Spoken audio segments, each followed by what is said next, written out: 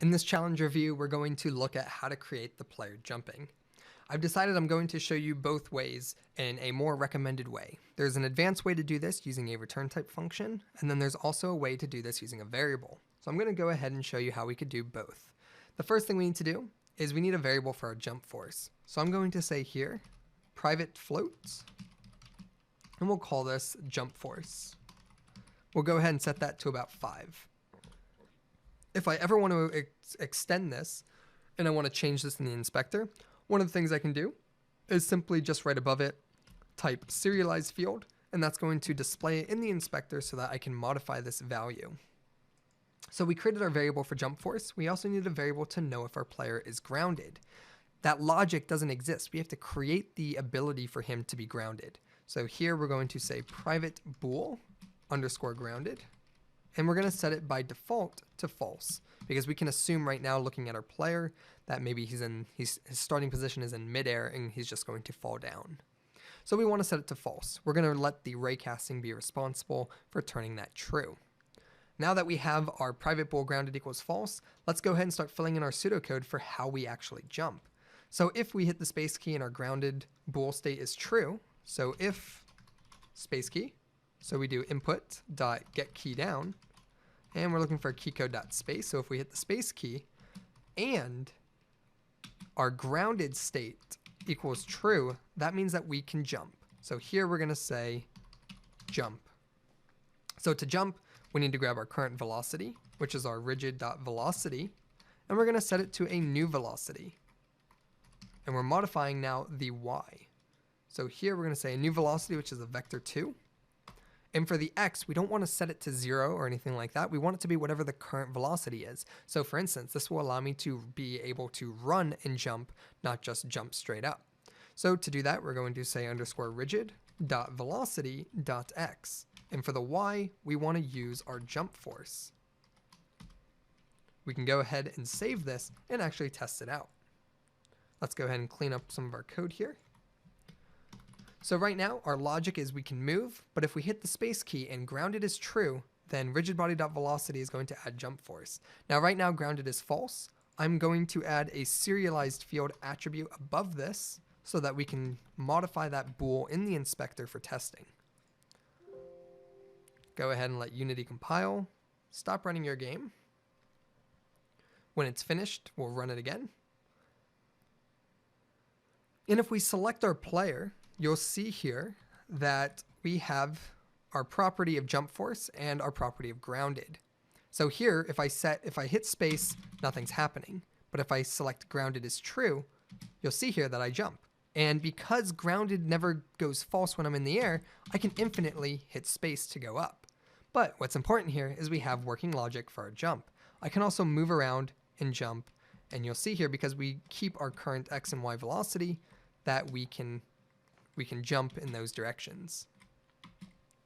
So let's go ahead and check out what we can do now about making it so that we can't spam the jumping. Open up our script.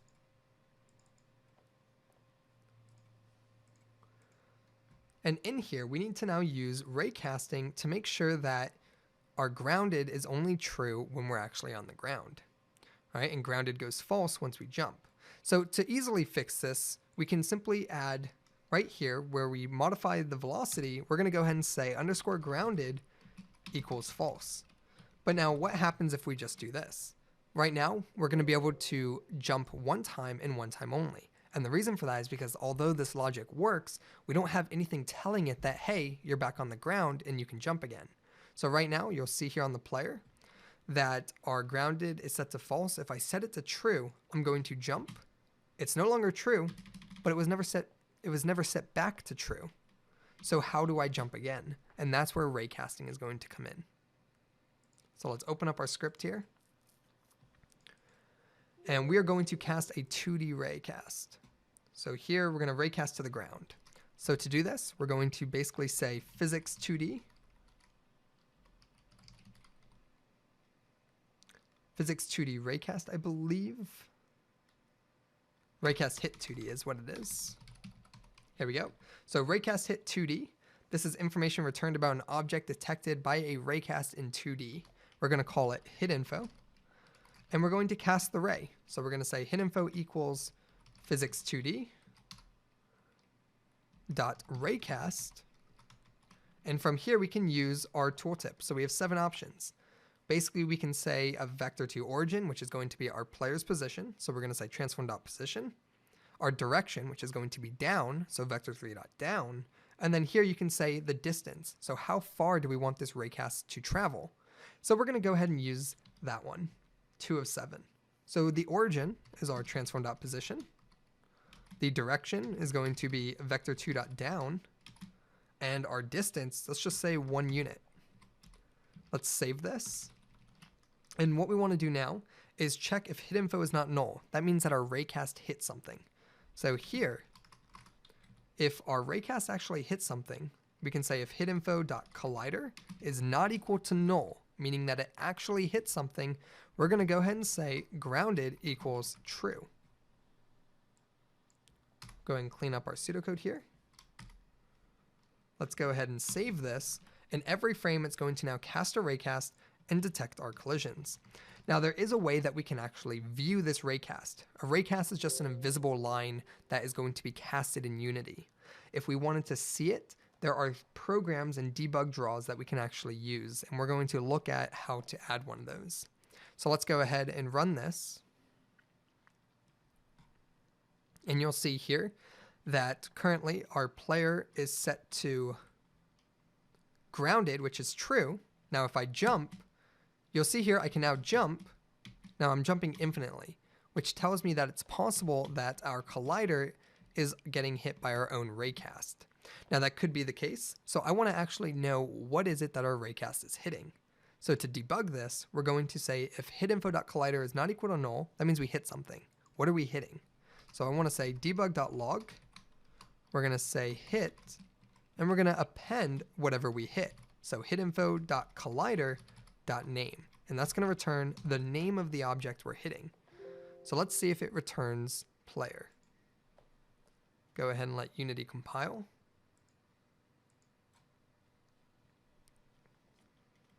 And let's jump.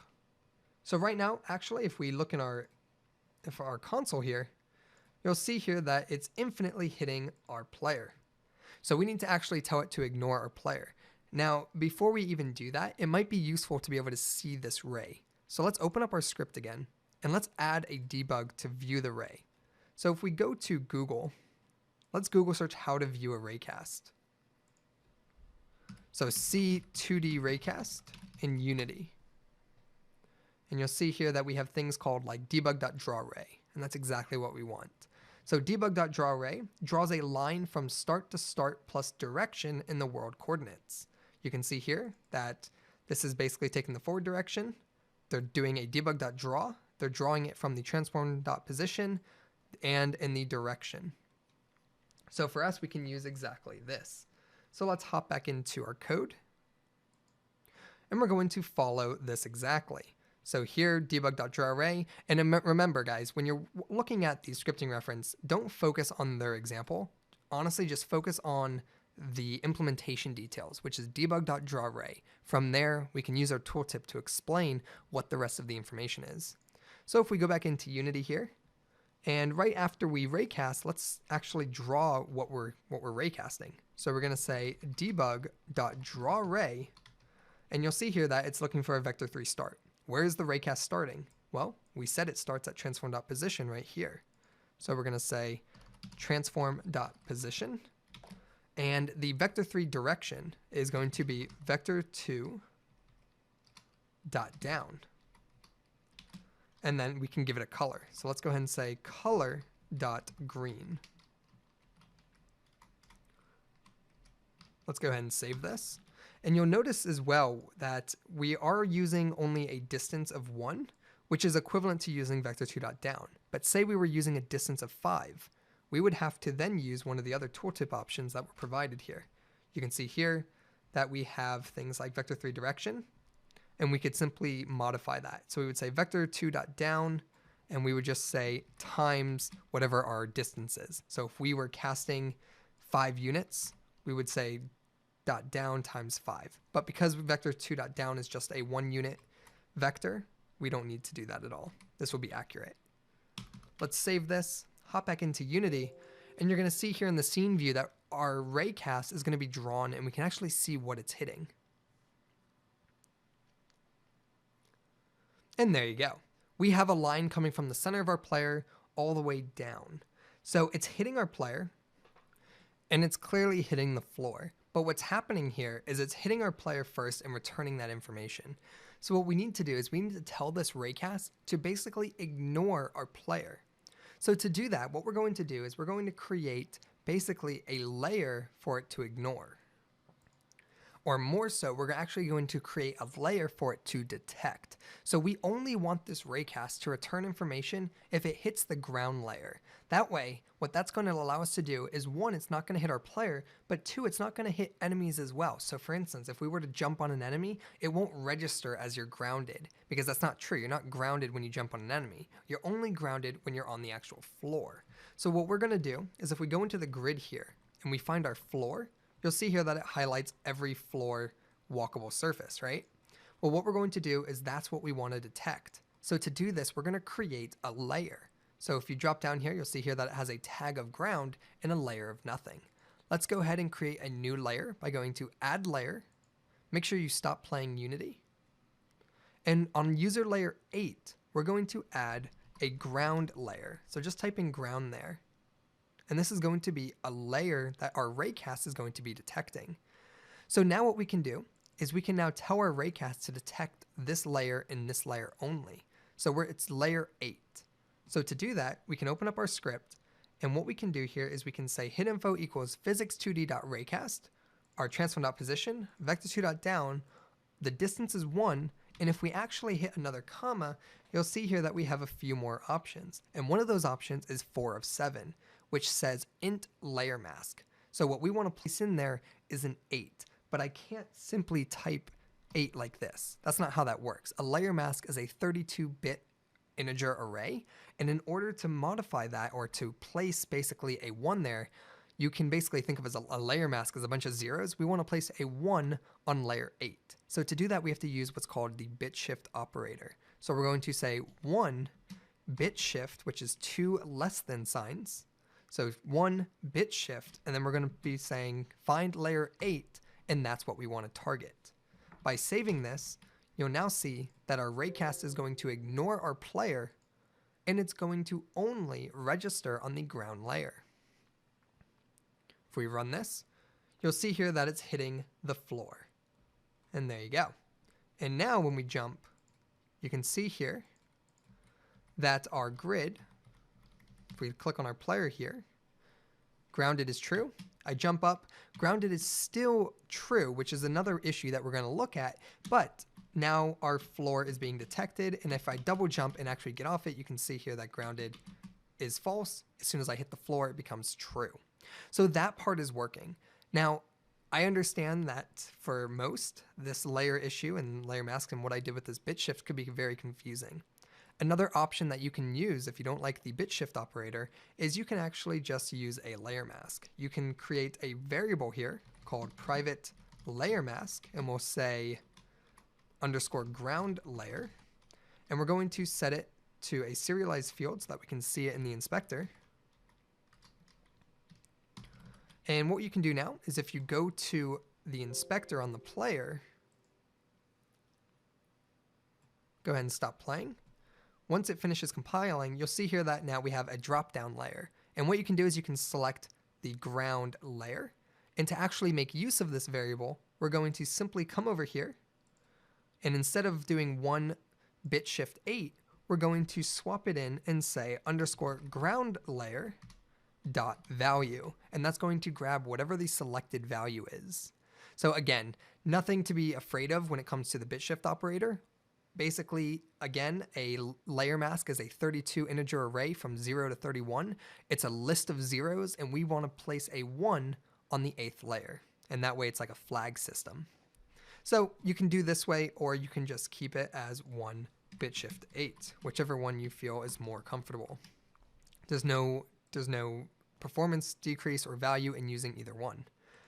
So we'll go ahead and save this, and let's take a look at the other issue we had here. And that's the fact that in order for our grounded state to become false, we have to double jump. So now why is that? Well, that's because as soon as I jump in the same frame, our raycast is actually still hitting the floor. So it's never registering that we left. So a quick fix for this might be to just shorten our ray length. So let's give that a shot. Let's go ahead and inside our vector2.down here, we're going to say direction vector2.down, and let's multiply that by 0.5f. That's going to be a distance of 0.5. Likewise, we're going to do the same thing right here. We're going to cast a distance of 0.5f. And now we'll be able to draw what it is we're casting. Let's go ahead and run this.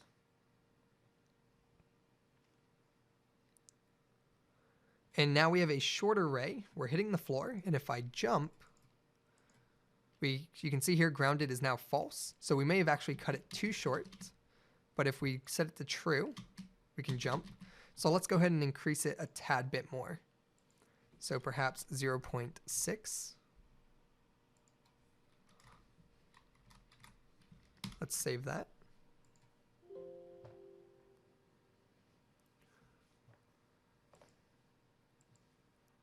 Let's go ahead and run it again. And you can see here it's touching. It's grounded as true. If I jump, it's still saying it's true because in that same frame, it's happening so quickly, 60 frames per second, that it's not letting us jump.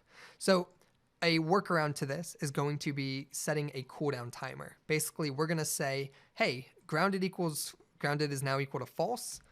Let's wait, like breathe. Let the program breathe and not do another raycast detection until we've given the program at least, a half a second or so. So we'll go ahead and create that in the next video.